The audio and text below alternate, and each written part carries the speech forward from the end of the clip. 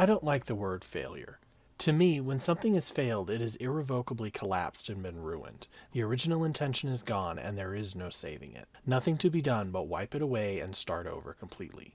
Yet various sources have also instilled in me the idea that being mature enough to know when you have failed and when to admit that failure is not only a skill but a virtue.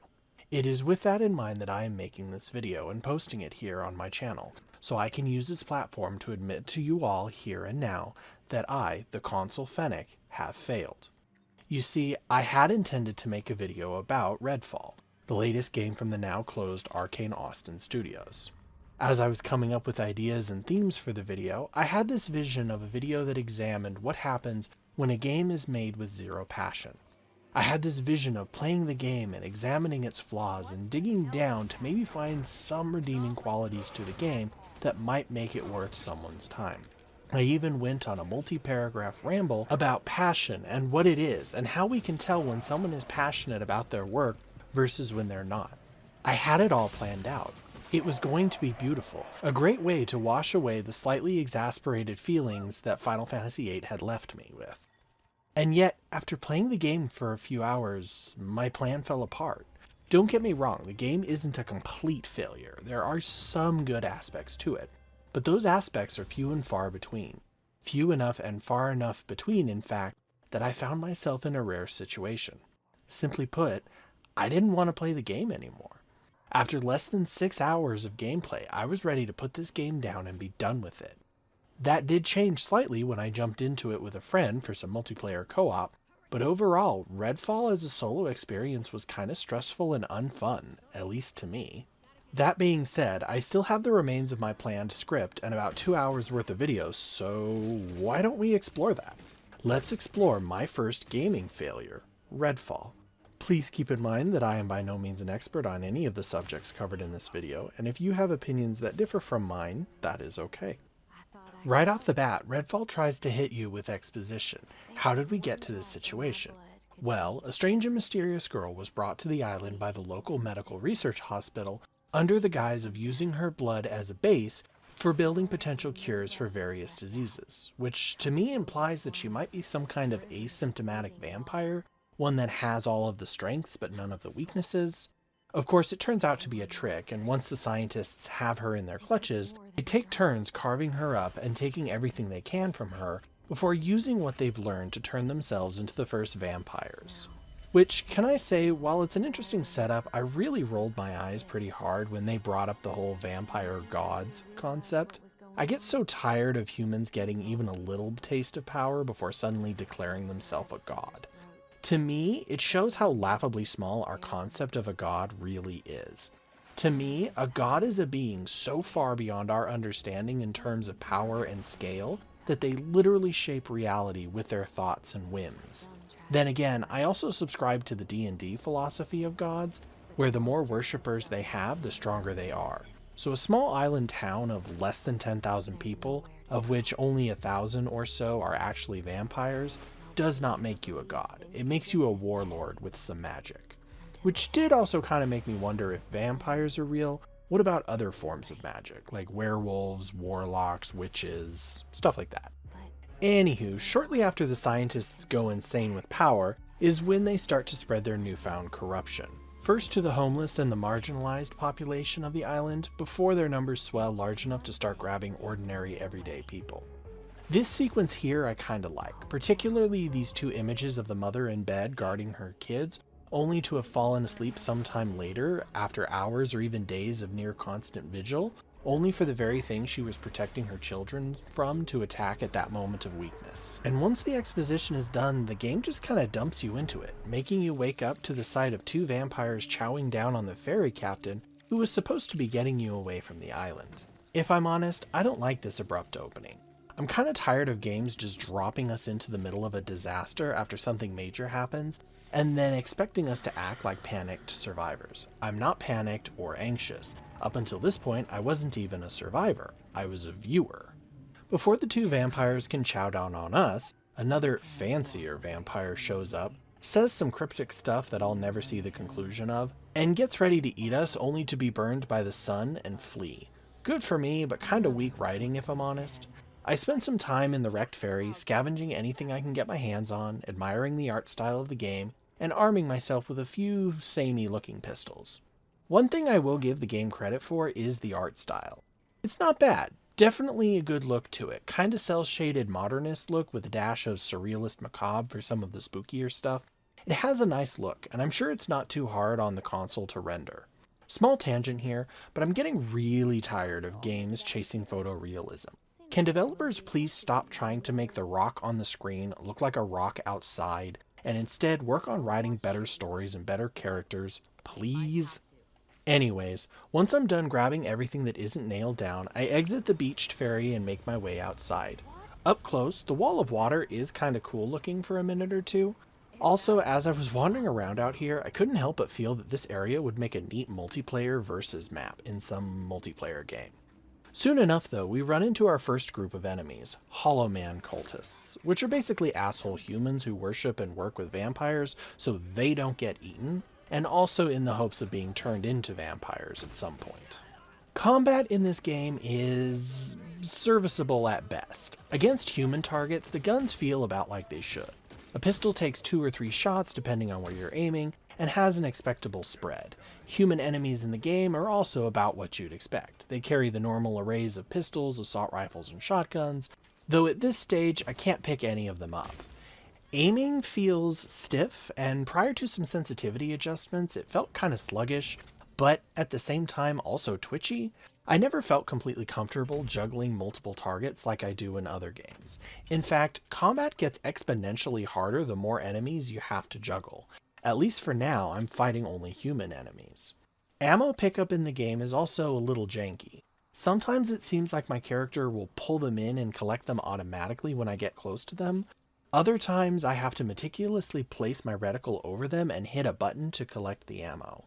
I will say the game throws a ton of it at you, so you'll never exactly be wanting for bullets, which is nice.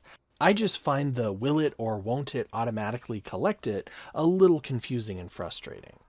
Another thing worth mentioning is that unlike most games, Redfall lets me have 3 weapons at the ready instead of just the standard 2, which is a nice change. It means I can have a sniper, a shotgun, and an assault rifle all ready to go at the same time. It might not seem like a huge change, but I find it very refreshing to not have to go into my inventory, unequip my shotgun, and swap to a sniper rifle anytime I want to pick someone off from long range. A few more gunfights later and I find myself at an old fire station. Investigating the building has me killing a few cultists and rescuing the survivors they had cornered in one of the upper rooms. Before they'll come out and talk to me though, they need me to do 2 things. 1, they need me to turn the power back on for the building, and 2, they want me to kill the vampire in the basement. Vampires in this game are janky. One of the male models looks very similar to the Outsider from Dishonored, which I found really distracting, since the Outsider is one of my personal favorite characters in all of gaming. I also can't help but feel that it's a bit lazy since Arkane is the same studio that made Dishonored, which means they probably had the Outsider's character model just kicking around on some random hard drive, which makes me wonder if they slapped his model into the game as like a placeholder, and then decided, hey, let's just make some basic tweaks and call it a day. Fighting vampires feels kinda strange too. I can't remember where, but a long time ago, I read a book where one vampire was explaining to a newly sired vampire that humans and vampires have a rule of 3 in their biology. For humans, it's 3 minutes without air, 3 days without water, 3 weeks without food. For vampires, it's 3 days without blood, 3 weeks without water, and 3 months without food. And he also went on to explain that the average vampire is about 3 to 4 times as strong and as fast as an average human Olympic athlete. Again, not sure exactly where I read it, but ever since then, it's kind of been my baseline for vampires. And in combat, vampires have this kind of dash teleport ability that they will use constantly, making precision aiming very difficult. Which is frustrating to me personally because I like to use precision aiming and not waste my limited ammunition. This combined with the clunkiness of the aiming and tracking targets makes fighting them a pretty panicked and wild experience, which in some ways I can appreciate, just not enough to actually enjoy it. Luckily, before we fight our first vampire in the game is smart enough to give us a shotgun because our pistols don't do jack shit. But even the shotgun doesn't deal nearly as much damage as you feel like it should. I'm not saying a single shotgun blast should kill a vampire outright, but I feel like blowing a soccer ball sized hole in your gut or shoulder should do more than just take away a third of your health. I do kind of like that they made it so only a stake to the heart will actually kill the vampires once and for all. It's a nice nod to the original vampiric lore, even if it doesn't go into the details about the stake needing to be made of a specific wood. Fun fact though, both times I played through this mission, I killed the vampire and went back upstairs, but forgot to turn on the power, meaning I had to turn around, walk all the way back downstairs, flip the breaker, walk all the way back upstairs before the survivors in the room would talk to me. And with that, the Firehouse becomes our base of operations, and we get introduced to the surviving cast, which is pretty much what you'd expect.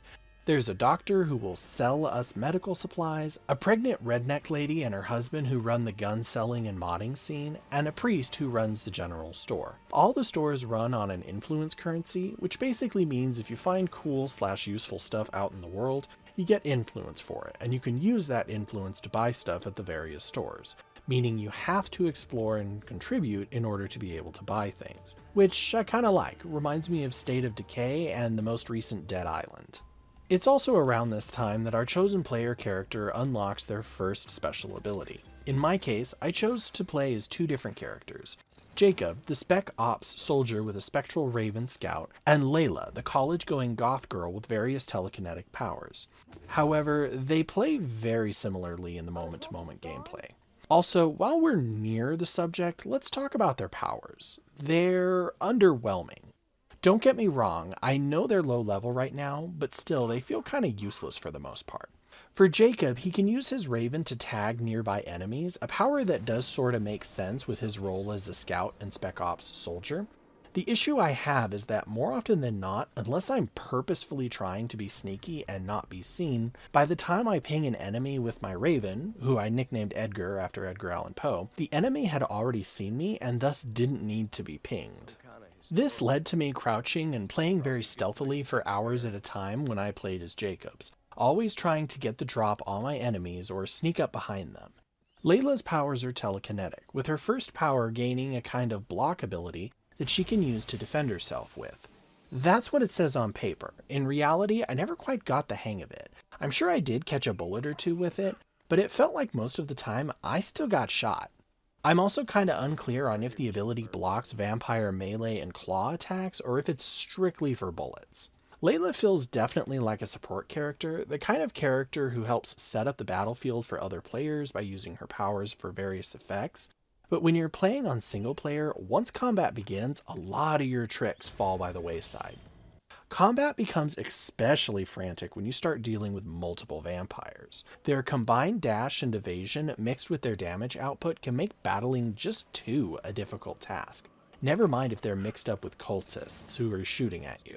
So again, I found myself creeping around mostly, trying to whittle down groups of enemies or else ambush them and take out the vampires first.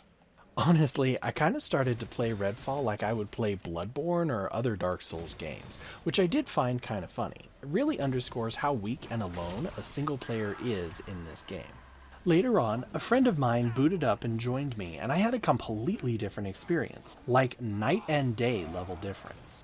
Now, full disclosure, my friend was about 5 levels higher than me and had some better guns than I did, so he definitely carried me for a bit. But we basically did a fuck around and find out circuit of the island where we were just blasting vampires left and right like it was a carnival game. And it was here with a friend that I got the most enjoyment out of Redfall, as we casually discussed our work, what we were fixing for dinner, and what our D&D characters were up to, while shredding wave after wave of cultists and at least a dozen or so vampires at the same time. The feeling of the game was completely different. It was a lighthearted and arcadey shoot-'em-up most of the time. We did run a few story missions and spent some time opening fast travel points as well as just hitting up places for better gear. We were able to use basic tactics like using Layla's second ability to catapult my friend onto the rooftops, where he could snipe enemies while I drew them out of cover or hosed them down with automatic gunfire. It was great. We even spent some time commiserating on the game's lack of grenades, which honestly doesn't sound like it would be a big deal, but it truly was. The lack of in-game inclusion was really baffling. Like, okay, I suppose it would be a little odd if I walked into a dude's garage and found 3 M67 frag grenades just rolling around. But like, you're telling me I can't steal booze from the gas station and make a Molotov cocktail out of it? Arguably, that would even be more useful in this situation, since basically every vampire story I've ever read says that fire should be just as deadly to them as sunlight. We also kind of joked about how ineffective the melee attack is in standard combat, and particularly against vampires, you might as well not even bother, which was particularly frustrating to me because I tend to reflexively hit that melee button to try and stagger those that get too close to me, to try and buy myself some time to gain some distance between us. After about 2 hours of fucking around, we called it a day, and honestly, this is where my story with the game pretty much ends. I did try a few times to boot it back up and play again in single player, but it was like the fun had been completely drained out of it. I went from laughing and joking with a friend to once again stealthing everywhere, terrified of every sound I heard and struggling to keep up with groups of more than 4 standard enemies. And for the record, I was only playing on normal difficulty. The game just doesn't hold my attention in the way that I or it wants to. The game wants to be a fun arcadey shooter that you play with your friends. That much was made clear in the advertising and in the character selection. It doesn't seem to really account for people who want to or have to play it as a single player experience. I will say, I think playing it alone gives it a better atmosphere, more in line with the game's actual situation. You are alone, you are small, you are weak compared to your enemies. The vampires in this game feel powerful, but it's kind of in an oddly cheap way. They're powerful because they're fast and they hit really hard, but also because if you're playing alone, you're their only target, and because your bullets don't do a lot of damage overall.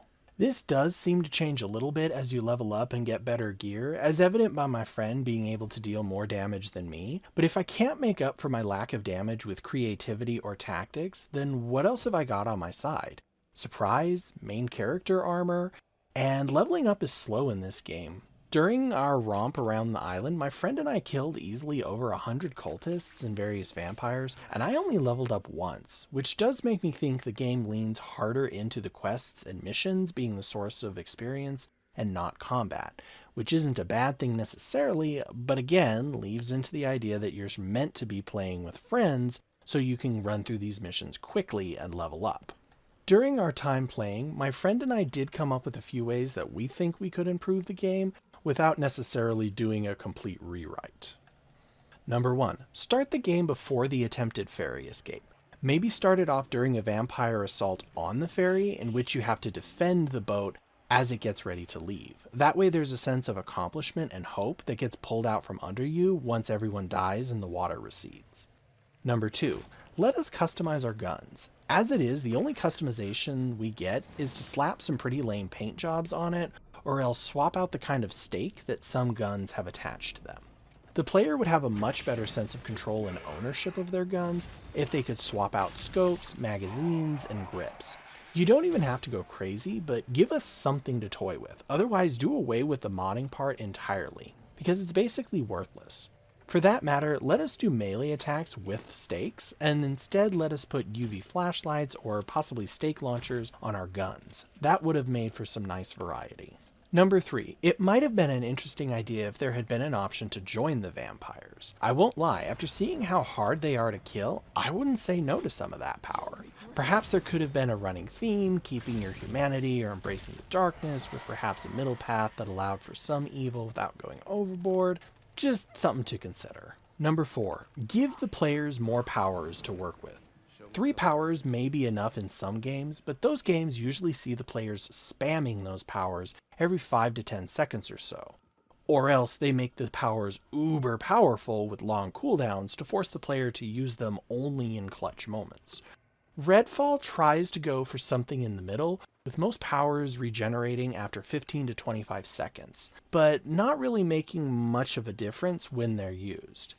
It might have been better if there had been a wider range of powers to pick from, definitely giving each player a core power, one they will always have access to, no matter what, but then letting them pick and choose their other powers. I know as Layla, I was desperate for some kind of offensive ability, something that I could throw at the vampires to knock them away while I was reloading.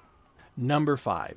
Have there be variety in the enemies and the vampires. This one is pretty self-explanatory. After you blast your 10th Green Day emo boy looking vampire, it gets a little boring. I'm not saying every vampire needs to be a unique custom model, but they should feel unique. Perhaps they could have done like in Sea of Thieves or Shadow of Mordor, and given vampires randomly generated names or monikers to identify who they used to be.